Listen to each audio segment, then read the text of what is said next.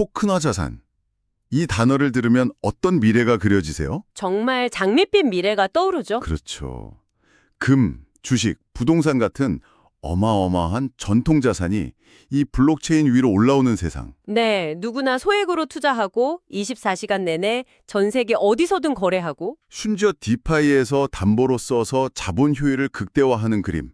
정말 완벽한 금융 혁신처럼 들리거든요. 네, 맞습니다.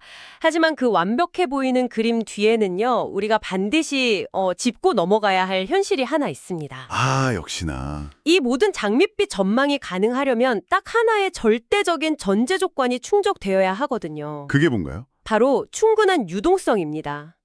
유동성이 없으면 그 멋진 그림은 그냥 신기루에 불과하죠. 그렇군요. 그래서 오늘은 이 유동성 문제가 어떻게 토큰화 자산의 이상을 무너뜨리고 있는지 실제 데이터랑 구체적인 사례를 통해 한번 깊이 파헤쳐 보겠습니다. 좋습니다. 충분한 유동성, 이 전제 조건이 무너졌을 때 투자자 입장에서 가장 먼저 아프게 와닿는 부분은 뭔가요? 그냥 내가 팔고 싶을 때 못 파는 것, 그 정도 문제는 아닐 것 같은데요. 맞습니다. 가장 먼저 체감하는 고통은 바로 보이지 않는 비용, 슬리피지입니다. 슬리피죠. 네, 슬리피지는 내가 화면에서 본 가격이랑 실제로 내 주문이 체결된 가격의 차이를 말하는데요. 유동성이 얕은 시장일수록 이 차이가 뭐랄까 투자자의 뒤통수를 세게 때리죠. 뒤통수라. 대표적인 토큰화 금자산인 팩스골드, PAXG를 예로 들어볼게요. 네네. 이 토큰화 금 시장에서는 약 400만 달러? 우리 돈으로 한 50억 원 정도 규모를 거래하면 슬리피지가 1.5%, 그러니까 150bp까지 치솟습니다. 네, 1.5%요. 잠깐만요. 계산해보면 400만 달러 거래하는 순간에 6만 달러, 약 8천만 원이 그냥 공중에서 사라진다는 뜻이네요. 바로 그거죠. 이건 수수료가 아니라 거의 벌금 수준인데요. 그럼 똑같은 금을 거래하는 전통 시장은 어떤가요? 이렇게 비쌀 리가 없잖아요. 바로 그 지점이 이 문제의 핵심을 보여줍니다. 전통 금시장, 예를 들어서 시카고 상업거래소 CME의 금 선물을 보면 상황이 완전히 달라요. 어떻게요? 거기는 수천만 달러, 수백억 원을 거래해도 슬리피지는 거의 0에 가깝습니다. 2천만 달러, 약 260억 원어치를 거래해도 슬리피지가 3bp, 그러니까 0.03% 이하에 불과합니다. 0.03%요? 네, 토큰화 시장의 1.5%랑 비교하면 무려 50배나 차이가 나는 거죠. 50배라니 정말 충격적이네요. 똑같은 금인데 어느 시장에서 거래하냐에 따라 비용이 이렇게 달라지는 거군요. 그렇죠. 그럼 선물 시장 말고 현물 시장은 어떤가요? 토큰화 자산의 그 현물 거래창, 오더북을 직접 들여다보면 문제가 더 잘 보일 것 같아요. 상황은 더 심각합니다. 팩스골드 같은 토큰화 자산의 현물 오더북을 보면요. 그 시장의 깊이를 알 수 있는 매수 호가와 매도 호가를 전부 합친 총량이 약 300만 달러에 불과한 경우가 많아요. 300만 달러면 40억 원 정도인데 이거는 웬만한 기관 투자자 한 곳에 아주 작은 주문만 들어와도 시장 전체가 한쪽으로 완전히 쏠리거나 그냥 말라버릴 수 있다는 뜻 아닌가요? 정확한 지적입니다. 이걸 과연 시장이라고 부를 수 있는 건가요? 사실상 공개된 투자 시장이라기보다는 몇몇 참여자만 있는 소규모 장외 거래, OTC 시장에 가깝다고 봐야죠. 아, 수백만 달러 거래 하나만으로도 가격이 급등락하거나 최악의 경우엔 거래 자체가 멈춰버릴 수도 있습니다. 이런 환경에서는 그 누구도 큰 규모의 투자를 할 수가 없는 거죠. 알겠습니다. 중앙화된 오더북 방식은 유동성 깊이가 얕아서 문제라는 건 이해했어요. 그러면 요즘 디파이의 대세인 탈중앙화 거래소, 덱스의 AMM 방식은 해결책이 될 수 있지 않을까요? 아, AMM이요? 네. 여러 사람이 유동성 풀의 자산을 예치하니까 좀 더 안정적일 것 같은데요? 좋은 질문이지만 안타깝게도 AMM은 해결책이 되기는커녕 특정 상황에서는 더 위험한 함정이 될 수 있습니다. 더 위험하다고요? 네, AMM은 알고리즘으로 가격이 결정되잖아요. 유동성 깊이가 얕을 때 대규모 주문이 들어오면 가격 충격에 훨씬 더 취약한 구조를 가지고 있거든요. 아, 실제로 정말 끔찍한 사례가 있었어요. 한 사용자가 AMM 풀에서 토큰화 금을 샀는데 2,900달러를 냈거든요. 근데 바꿔보니 토큰의 실제 가치는 1,700달러 수준이었던 겁니다. 뭐라고요? 거의 70% 가까이 1,200달러를 더 비싸게 산 거라고요? 이건 거래 비용이 아니라 거의 사기 수준인데요? 그렇죠. 자동화된 알고리즘이 유동성 부족이라는 현실과 만나서 만들어낸 비극이죠. 풀의 유동성이 적은 상태에서 누군가 많이 사려고 하니까 알고리즘이 가격을 그냥 기하급수적으로 올려버린 거예요. 와, 이게 아주 극단적인 사례라고 해도 평균 데이터를 보면 문제는 여전합니다. 최근 6개월간 유니스와 V3에서 거래된 토큰화금의 평균 슬리피지가 25bp에서 35bp에 달했고요. 종종 0.5%, 그러니까 50bp를 넘기도 했습니다. 전통금융에서는 상상도 못할 비용 구조가 그냥 일상이라는 거네요. 바로 그겁니다. 금도 이 정도인데 금보다 거래량이 훨씬 많은 주식은 좀 낫지 않을까요? 예를 들면 테슬라나 엔비디아 같은 빅테크 주식들이요.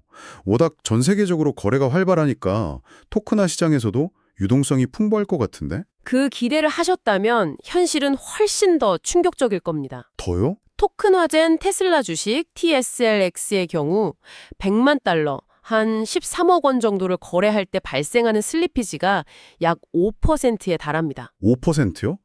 13억 원어치 사는 순간 6,500만 원이 그냥 사라진다는 뜻이네요. 이건 뭐 투자가 아니라 기부인데요?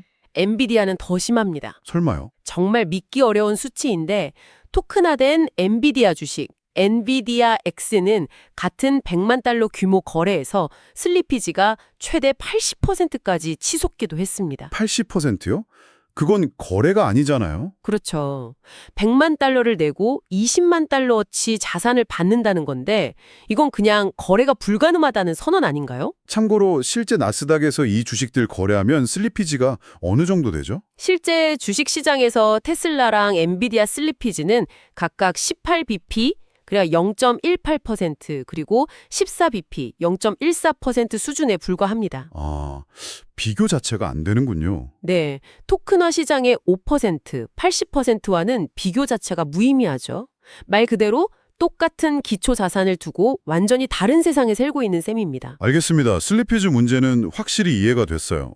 개별 투자자가 거래할 때마다 막대한 손실을 본다는 건데 근데 이 문제가 단순히 개인의 손실에서 그치는 것 같지가 않아요. 네, 맞습니다. 이렇게 유동성이 부족한 구조가 시장 전체, 그러니까 디파이 생태계 전반에는 어떤 영향을 미치나요? 이 토큰화 자산을 거래하지 않는 사람한테까지 피해가 갈 수 있는 건가요? 바로 그 지점이 이 문제를 훨씬 더 심각하게 만듭니다. 개별 거래의 비용을 넘어서 시장 전체의 안정성을 뿌리부터 뒤흔들게 되죠. 뿌리부터요? 네. 얕은 유동성은 작은 거래에도 가격이 크게 출렁이게 만들잖아요.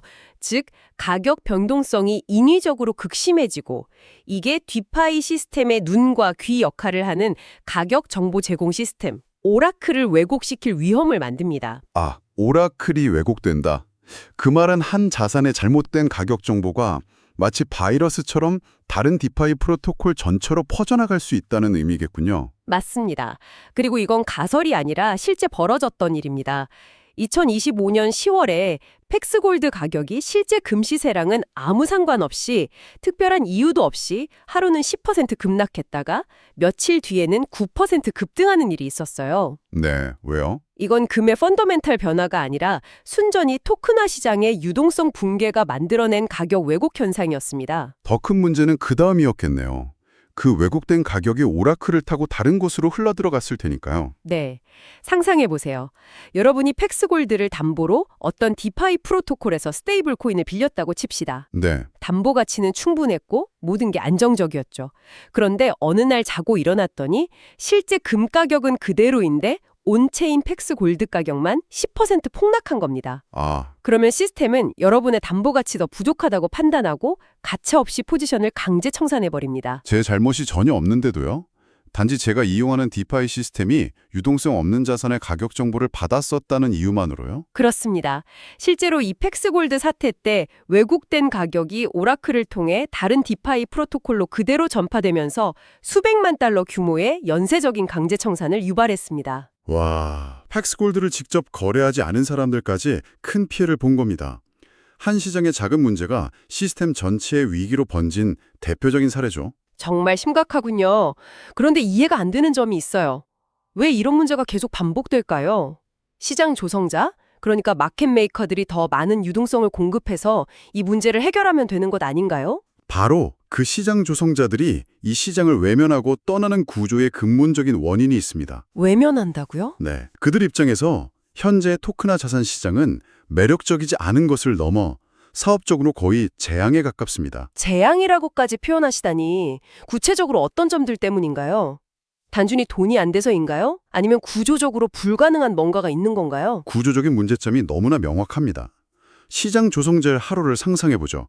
첫째, 시작부터 비용이 너무 높아요. 실제 금을 서서 토큰화된 팩스 골드로 발행, 즉 민팅을 하려면 그때마다 10bp에서 50bp의 수수료를 내야 합니다. 아, 민팅 수수료. 네, 복잡한 KYC나 커스터디 절차는 덤이고요. 둘째, 돈이 묶입니다. 시장 상황이 변해서 토큰을 다시 현금으로 바꾸려고 환매를 신청하면 이게 즉시 처리되는 게 아니라 하루에서 길게는 5일까지 걸려요. 하루에서 5일이나요? 네, 심지어 하루나 일주일에 환매할 수 있는 한도까지 정해져 있죠. 시장 조성자에게 유동자본이 며칠씩 묶인다는 건 치명적인 족쇄입니다. 24시간 돌아가는 암호화폐 시장에서 5일이면 거의 영원과 같은 시간이네요. 그렇죠. 그리고 마지막 세 번째 문제점은 바로 이 모든 것을 합친 자본 비율. 자본 비율? 네. 다른 암호화폐 시장에서 시장 조정자는 자본을 즉시 회수하고 실시간으로 포지션을 해칭하면서 자본을 실수 없이 굴려 효율을 극대화하거든요. 근데 토큰화 자산 시장은 환매가 느리고 제한적이니 그게 원천적으로 불가능한 거죠.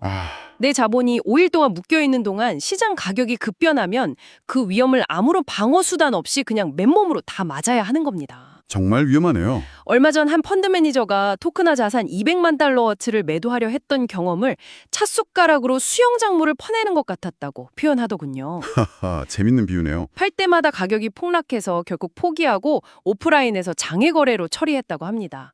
온체인 거래의 의미가 완전히 사라지는 순간이죠. 그렇군요.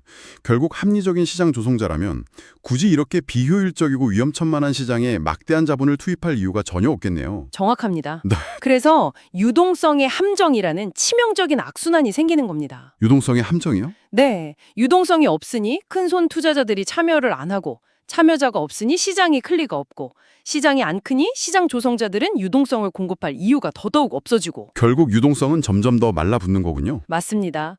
투자자 입장에서는 큰 포지션을 잡기도 어렵고 담보로 쓰기도 너무 위험하고 위기 상황에서 탈출하는 건 아예 불가능한 그냥 주건 시장이 되는 겁니다. 이 모든 이야기를 듣고 나니 좀 허탈해지네요. 막대한 거래 비용, 시스템 리스크, 전문가들마저 외면하는 시장, 우리가 처음에 그렸던 그 장밋빛 미래는 그냥 환상이었던 걸까요? 바로 그 지점에서 우리는 가장 중요한 결론에 도달하게 됩니다. 토큰화가 지금까지 실패한 것처럼 보이는 이유는요, 자산이 온체인에 올라와 있어서가 아닙니다. 그럼요. 진짜 문제는 시장이 온체인에 없었기 때문입니다. 시장이 온체인에 없었다. 그게 무슨 뜻이죠? 조금 더 쉽게 설명해 주실 수 있나요? 한번 생각해 보세요. 토큰화된 테슬라 주식의 가격은 어디서 결정될까요? 온체인 덱스인가요? 아니죠. 나스닥이죠. 그렇죠. 토큰화된 금의 진짜 유동성은 어디에 있을까요? 유니스와 풀일까요? 아니죠. CME 같은 전통 시장이겠죠. 맞습니다.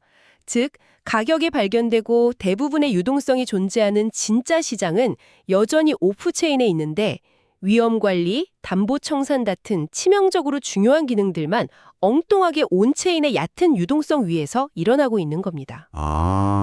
이 구조적 불균형이 모든 문제의 시작인 거죠. 오프체인의 깊은 바다와 온체인의 얕은 웅덩이 사이에 엄청난 괴리가 가격 왜곡과 시스템 불안정성을 낳는 겁니다. 이제 좀 그림이 그려지는 것 같습니다. 그러니까 우리는 최첨단 F1 경주용 자동차, 즉 토큰화 자산을 만들어 놓고는 정작 그걸 아스팔트 경주장이 아닌 진흙탕 시골길, 그러니까 온체인의 얕은 시장에서 달리게 하려고 했던 거군요. 이야, 아주 완벽한 비유입니다. 차가 아무리 좋아도 길이 엉망이니 제대로 달릴 수가 없었던 거고요. 제가 제대로 이해한 게 맞나요? 바로 그겁니다.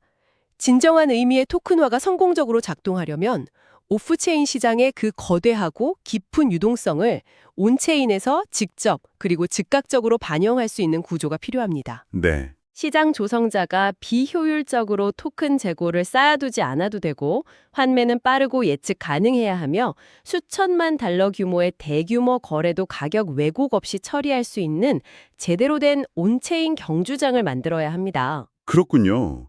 단순히 자산을 토큰화해서 블록체인 위에 올려놓는 1단계에서 넘어서 유동성과 가격 발견이 일어나는 시장 자체를 토큰화하는 2단계로 나아가야 한다는 말씀이시군요. 바로 그것이 토큰화의 다음 단계가 되어야 할 겁니다. 자산을 블록체인으로 옮기는 것을 넘어 시장의 핵심 기능 자체를 온체인으로 가져오는 진정한 의미의 진화가 필요한 거죠. 여기서 여러분이 한 번쯤 깊이 생각해 볼 만한 질문을 던져보고 싶습니다. 만약 오프체인의 거대한 시장 그 자체가 예를 들어 CM이나 나스닥의 오더빅 자체가 토큰화되어 온체인으로 들어온다면 과연 어떤 모습일까요? 현재의 블록체인 시스템이 과연 그들의 속도와 깊이를 극대로 복제할 수 있을까요? 아니면 우리가 아직 상상하지 못한 온체인과 오프체인의 장점만을 결합한 완전히 새로운 형태의 하이브리드 금융 모델이 등장하게 될까요?